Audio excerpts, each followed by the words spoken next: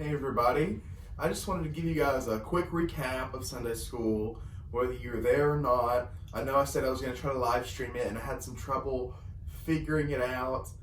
I wasn't getting any sound for some reason, just video. So maybe I'll try to work out those kinks, or maybe I'll just keep doing the recap videos.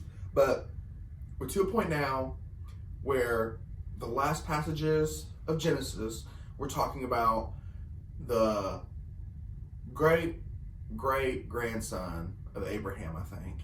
I think that's what you call it. So it's Abraham, and then Isaac, and then Jacob, and then Joseph. So Joseph had a lot of brothers, but we're on Joseph's story now.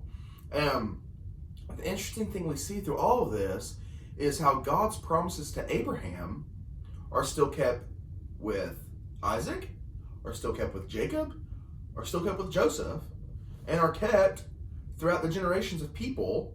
And then the people of the world are blessed because of Jesus. We're blessed.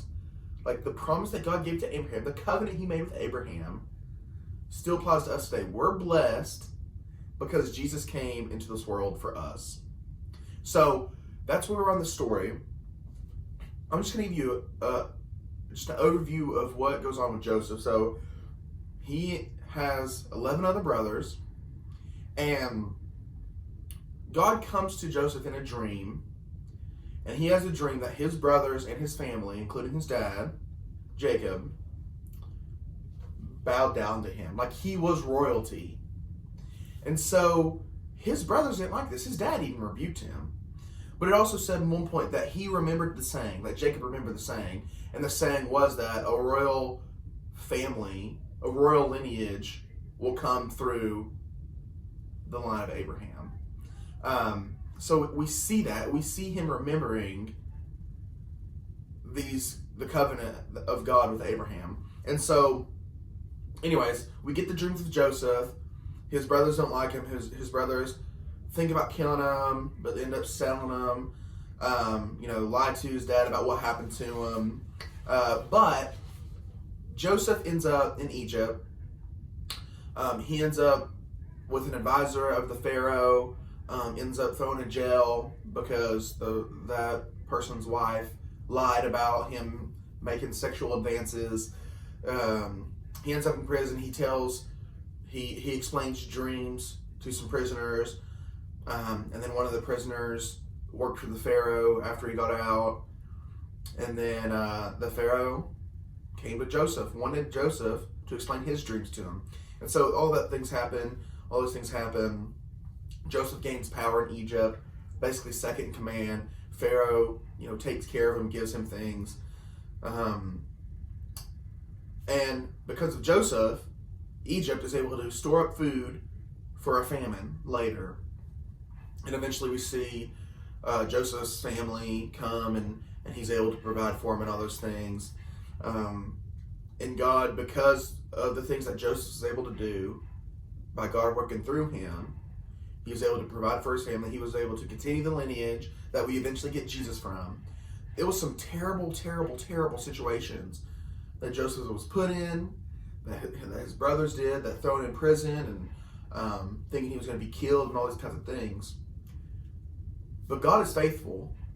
If God says he's going to do something, he will do it. We talk about covenant, and the difference between a covenant and a contract is if we don't live up to our end of the deal, God will still live up to his end of the deal. That's what a covenant is. If God makes a covenant, he keeps the covenant. It's not like a contract. If one person, messes up whatever, then the other person is, free to do what they want, whatever. When God makes a covenant, he will fulfill it. And so we see all these really bad circumstances, and God works through these terrible circumstances. We see what happens with Joseph, and we see him being able to provide for his family later. And so that's what happens in the latter part of Genesis. And then let me read this part in Matthew. It just kind of ties it all together and kind of what we might deal with. So in Matthew 5:10-12, it says, "Blessed are those who are persecuted for righteousness' sake, for theirs is the kingdom of heaven. Blessed are you when others revile you and persecute you and utter all kinds of evil things against you falsely on my account. Rejoice and be glad, for your reward is great in heaven, for so they persecuted the prophets who were before you. So God is saying, blessed are those who are persecuted for my sake. We see that in Joseph's story, and maybe you see that in the people around you, your story.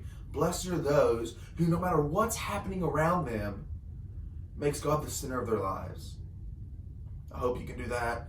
My prayer is that for you guys and for myself, my family, our church. Blessed are those who follow God no matter the circumstances.